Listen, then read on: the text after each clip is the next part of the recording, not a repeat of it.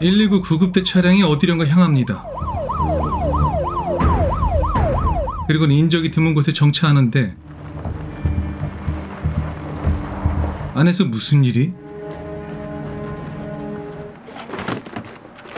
검은 모자를 쓴 이 남자, 가방에서 총을 꺼내더니 비장한 눈빛으로 어디론가 향합니다.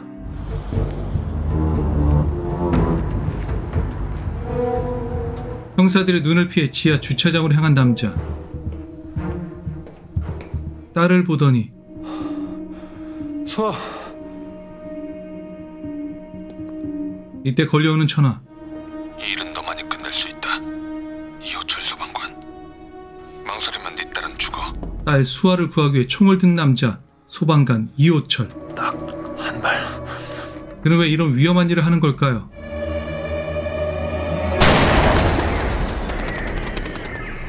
(2년) 전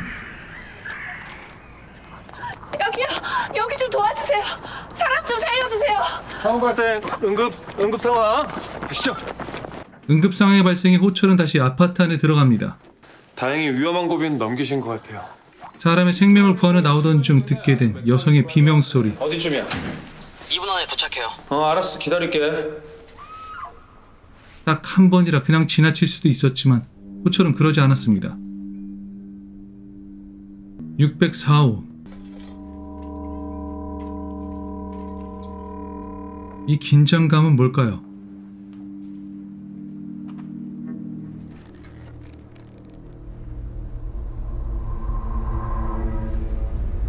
문이 열리자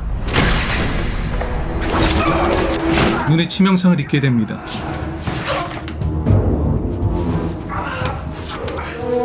범인을 놓치지 않으려 하자 한 번 더 칼로 공격합니다.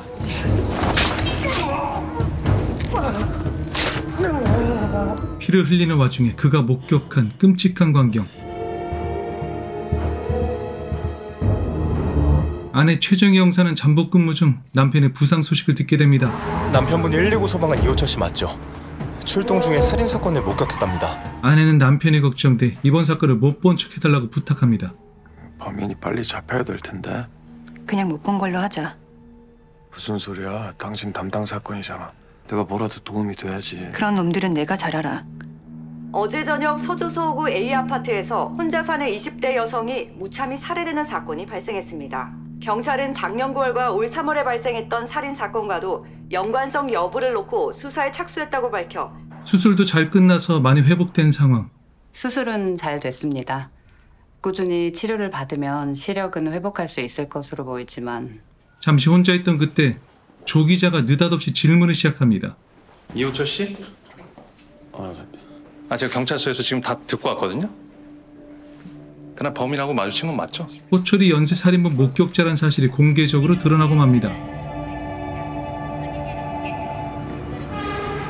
몸은 많이 회복되었지만 여전히 마음에 걸렸던 604호 사건. 그곳에 도착해 안으로 들어가 보는데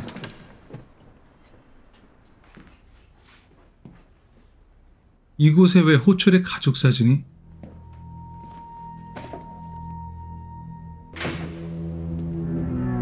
연쇄살인범이 가족을 인질로?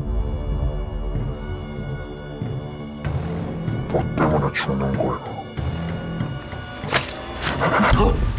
꿈이라서 그나마 다행이지만 뭔가 불길한 기분이 쉽게 가라앉질 않습니다. 주치의는 PTSD 때문에 업무 복귀는 아직 무리라고 진단했지만 아내에게는 반대로 말하죠. 정혜야. 의사 선생님은 뭐래? 많이 좋아졌대. 업무 복귀도 곧 가능할 것 같다는데? 업무에 복귀하려는 남편이 걱정됐죠. 안녕하세요. 옆집 사는 청년 권시우. 수학교 끝났어? 네. 이따 저녁 수업 많이 줬지? 오늘은 쌤 집으로 와. 네. 옆집. 저는 뭐. 근데 무슨 수업? 수아 어머님 부탁으로 지난주부터 수학 그림 봐주고 있거든요. 정혜는 미제 편철된 사건 자료를 혼자 남아 조사 중이었습니다. 그 서구에 있던 미제 편철 건들 아닙니까? 그냥 확인 좀 하려고. 분위기 있는 음악이 흐르는 이곳. 젊은 여자에게 한 남자가 음식을 대접하는데 얼마나 맛있는 거길래 고마워. 웃어? 맛있게 먹을게. 유리 조각이었죠.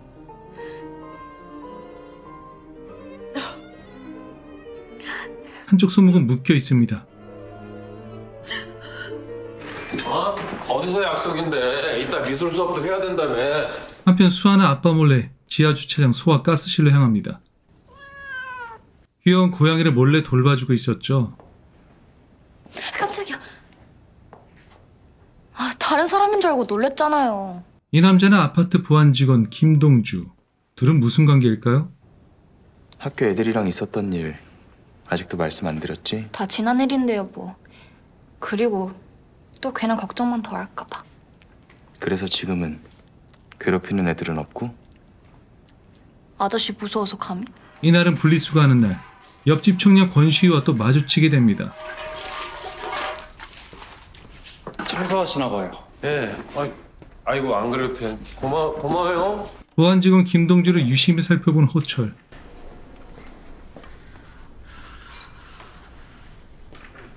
그는 동주에 대한 얘기를 우연히 엿듣게 됩니다. 김동주라고 수아 엄마가 경찰이니까 좀 알아봐 줄 수 없어? 그 어디라더라? 맞다. 정암동. 거기서 사람을 패 죽였다고 하던데? 그럼 살인마가 같은 공간에 있게 할 순 없잖아. 전과자. 보안 직원 김동주가 전과자라니. 걱정 마. 내가 그런 확인도 안 해봤을까 봐. 아내의 말을 들었어도 쉽게 안심하긴 힘들었죠. 사고 조치까지 다 했던 거 보면 모진 사람은 아닌 것 같아. 집유 기간도 다 끝났고. 시우는 친절하게 미술 수업을 진행하는데 이상한 행동을 보입니다. 사람 입술을 표현하는 최고의 붉은색이 뭔지. 손가락으로 자기 입술을 만지더니 역시 이 색을 표현할 수 있는 건 없어. 변태인가? 어색하니까 일단 웃자. 옆집 1506호에서 들리는 큰 음악 소리 때문에 불편을 호소하는 이웃. 함께 사는 곳인데 본인 취미생활은 좀 조용히 해달라고 좀 전달 좀 부탁드려요. 그 집에서 검은 헬멧을 쓰고 나오는 이상한 남자.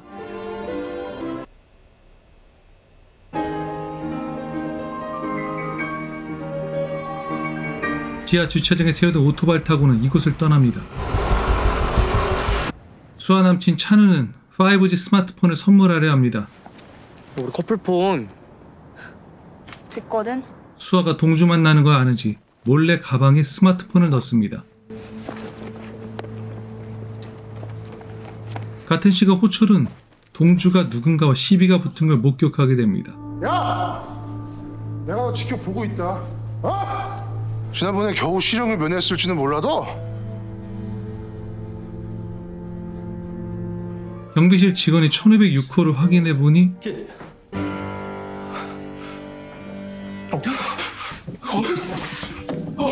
현장에 도착한 경찰들은 유리 조각을 먹고 살해당한 여성을 목격하게 됩니다. 벽에 그려진 붉은 그림.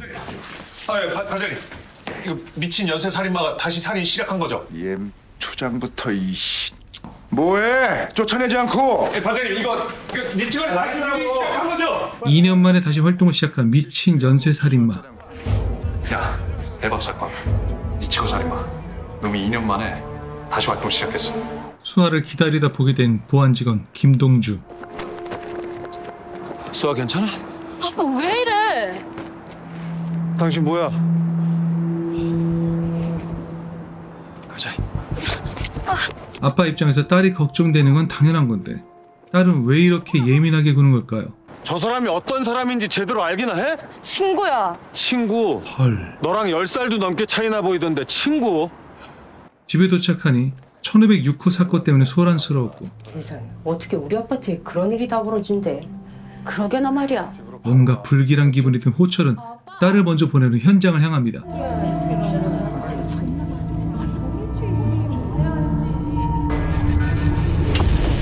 전에 겪었던 사건 트라우마 때문인지 현기증을 일으킨 호철. 옆집. 괜찮으세요? 어색한 기운이 감돌던 그때 권시우가 먼저 말을 건넵니다. 처음 아니시잖아요. 살인 현장이요. 그는 다시 리치걸 살인마 사건에 대한 얘기를 꺼냅니다. 사실 저는 이번이 2번째예요. 제가 정암동 살았거든요. 거기도 리치걸 살인마 사건이 있었는데. 그때 일이 떠올라 호철은 불편했죠. 많이 놀라신 것 같은데 쉬세요. 그리고 알 수 없는 저 미소. 정혜는 2년 만에 다시 시작된 리치걸 살인마 사건이 마음에 걸렸죠. 왜냐하면 남편이 목격자였으니까요. 우리 사에 특수본이 설치된다는데요. 2018년 9월 중면동의 무용학과 학생 이모양의 첫 번째 범행을 시작으로 총 3명의 부유한 전문직 여성들만을 골라 잔인하게 살해 그 피해자들의 혈흔으로 시그니처를 만들어 놓는 사이코패스 성향을 드러내왔습니다. 정혜는 특수본 업무로 당분간 더 바빠질 거고 그 사이 수아를 더 신경 써달라고 남편에게 부탁합니다. 그래도 특수본까지 차려줬으니까 이번엔 꼭 잡겠지? 그 살인마? 응, 그래야지. 오늘은 수아의 생일.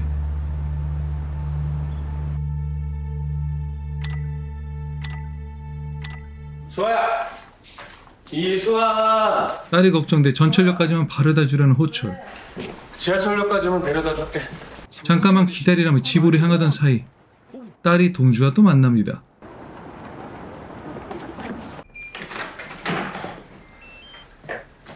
집에 갔다 돌아와 보니 수아가 안 보였죠. 그리고 누군가 부딪히고는 수아의 핸드폰이 주머니 안에 들어 있었죠.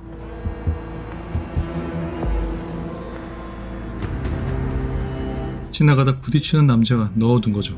이호철 씨, 딸을 찾고 있나? 당신 딸은 지금부터 우리가 보호한다. 당신 누구야? 우리 수아 어딨어? 딸을 찾고 싶으면 지금 즉시 주차장으로.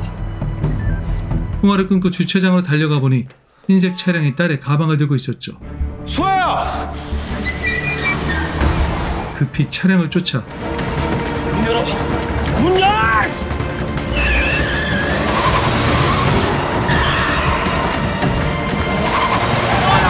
그리고 다시 걸려온 전화. 우리 수아한테 무슨 짓 한 거야! 당신 딸은 지금부터 우리가 보호한다. 정확히 24시간이야. 호철은 상대가 리치걸 살인마라고 착각을 합니다. 리치걸 맞지? 내가 경찰에 말할까봐 내 입 막으려고 그러는 거야? 그래서 내 딸 데려간 거야? 그는 오히려 리치걸 살인마를 찾아내려고 협박을 합니다. 놈의 얼굴을 기억하지 못하면 네 딸은 죽어. 넌 지금부터 리치걸 살인마를 찾는다. 정확히 24시간이야. 교도관들이 야간 순찰을 돌고 있던 시간, 한 남자가 깨어나 누군가에게 향하더니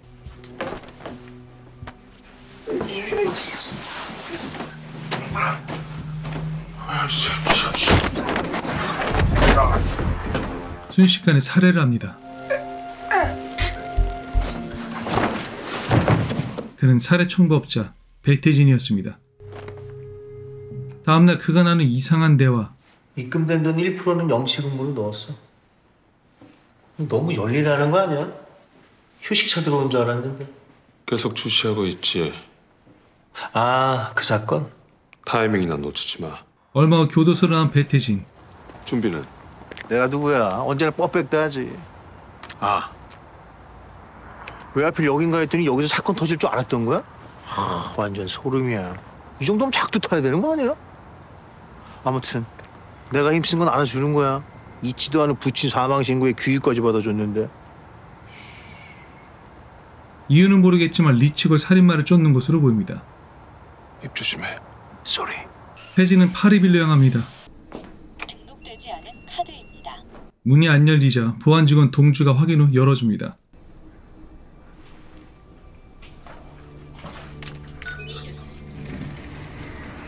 태진의 엘리베이터 안에서 우연히 호철과 시우가 나는 대화를 엿듣게 된 거죠. 사실 저는 이번이 2번째예요. 조용히 집에 도착해서 양주를 한 잔 마시고는 모니터를 켭니다. 잠시 생각에 잠기더니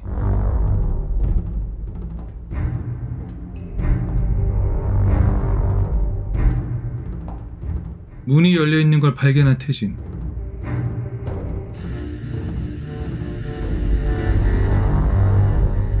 살해된 여성을 목격하더니 표정이 굳기 시작합니다. 죽은 여자랑 무슨 관계일까요? 태진은 다시 남자에게 뭔가 부탁을 하더니 자신을 미행하던 차량을 따돌리기 시작합니다. 그리고 누군가에게 돈을 건네며 지시를 하죠. 준비해. 내일 아침 시작해서 하루면 끝나. 후엔 너도 자유고. 박순견? 태진을 미행하던 남자도 경찰이었군요. 안녕하세요. 나야 뭐. 근데 여긴 어떻게 왔어? 그는 귀유 중인 태진을 감시하는 업무를 맡고 있던 겁니다. 서로 얼굴 붉힐 일 만들지 마. 아니면 귀우고 뭐고 바로 복귀니까. 네 행동 반경은 딱 여기까지야. 알았겠어, 1316? 태진은 검은 마스크에 검은 모자를 눌러쓴 채 2103호를 확인 후 사라집니다.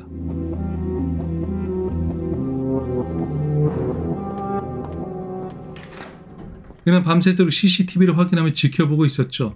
물건 내려간다. 작업 시작해.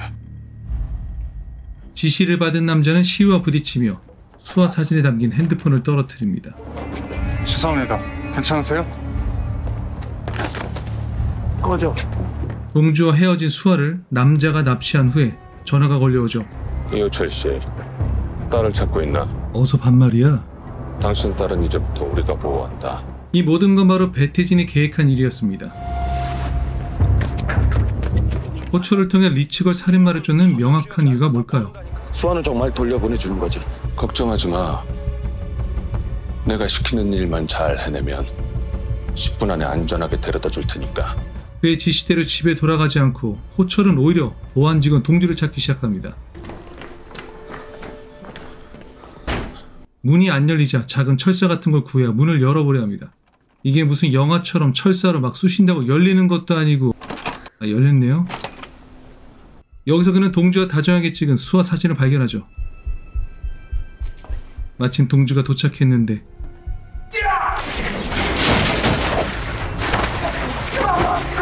호철은 동주가 수화를 납치한 걸로 완전히 오해를 합니다.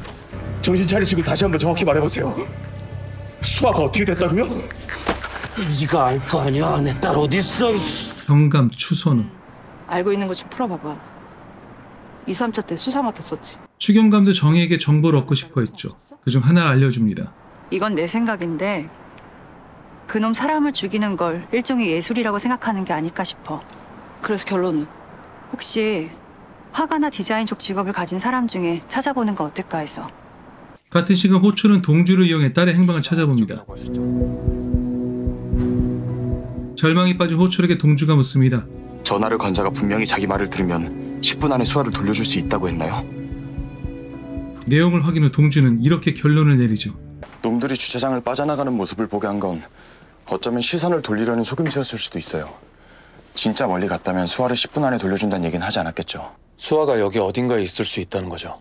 그럴 가능성이 크다는 겁니다. 함께 수아를 찾아 나서는데 배태진이 11시에 보내기로 한 물건을 받기 위해 호철은 집으로 돌아가야 하는 상황. 그 사람이 11시 정각에 뭔가 보낸다고 했는데. 이렇게 하시죠. 우선 아버님은 올라가셔서 그들이 요구하는 걸 들어주는 척 하세요. 그 사이에 이쪽은 제가 찾아보고 있을게요. 그는 전화번호를 남기고 일단 돌아갔고 동주 혼자 수색을 시작합니다. 수아의 물건을 찾아 문자를 남기던 그때 찾았어요. 기계실이요. 문자 확인 후 호철은 다시 기계실로 향합니다. 젠장 이거 판단 미스 같은데요? 형사들이 탐문 수사를 하는 동안 시우는 모르는 번호로 걸려온 전화를 받습니다. 그리고 태진의 동업자는 호철에게 전달할 물건을 부탁하는데 네, 알겠습니다. 그 사이 기계실에 도착한 호철이 발견한 건 인질이 된 동주. 동주 씨? 그는 호철이 자신의 지시를 어겼다며 딸을 죽이겠다 협박합니다. 실망이야 이호철 씨. 11시가 넘었네. 그 순간